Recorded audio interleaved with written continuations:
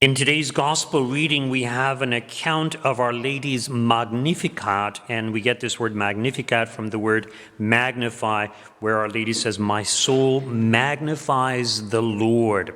And it's important that we reflect on that, but before we do, I wanted to point out that Our Lady is actually quoting Hannah, who we had in today's first reading from the book of Samuel.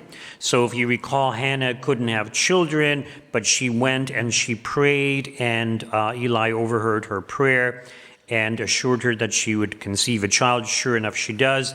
And then after she's weaned her child, she dedicates her child to God. But today's responsorial psalm is really from the book of Samuel, and it's really Hannah's praise of God. And you know, she says, my heart exalts in the Lord, similar to what Our Lady is saying. So it's almost as if Our Lady is enhancing or perfecting or even beautifying more fully Hannah's praise, making it her own praise of God. And she's doing this, as we heard, in response to Elizabeth's greeting.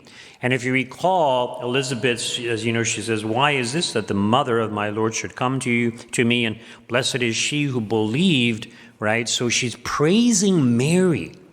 And Mary is basically deflecting this praise towards God. So in other words, whatever praise she receives, she magnifies and she gives it up to God.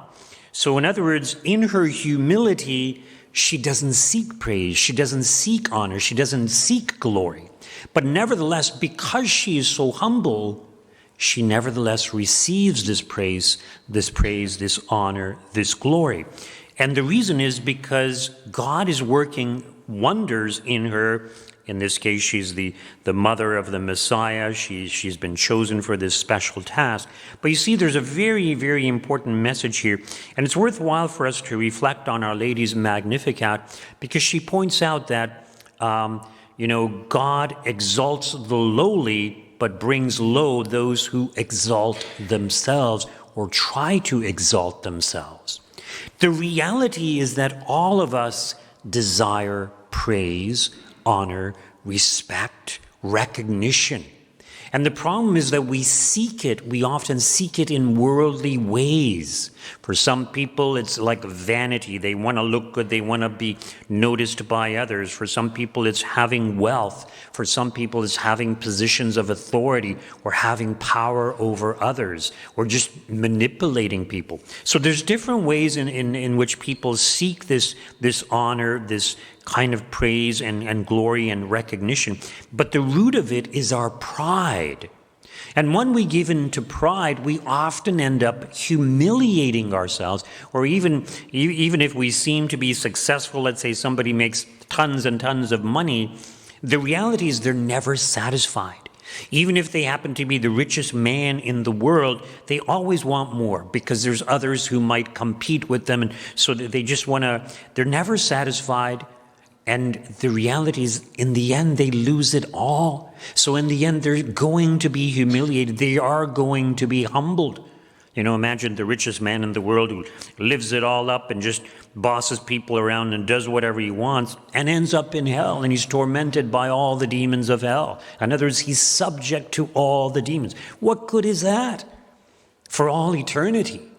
So the ideal is we humble ourselves, and when we are humble, we acknowledge, okay, if I have any talents, if I do any good, it's all from God. And not only that, when I undertake to do good things, no matter what it is, the ideal is that we invoke God. Lord, help me to do this well. Help me to do this to benefit my family, or to benefit my boss and my workplace and my co-workers and the company I work for. So when we invoke God's blessings on our works, when we ask him to assist us, we're manifesting our humility, acknowledging that we cannot do it on our own. And because we invoke God, he's going to bless our undertakings. So we're going to be more successful. And because we're going to be more successful, we're going to be more likely to be praised, maybe even promoted or whatever it may be.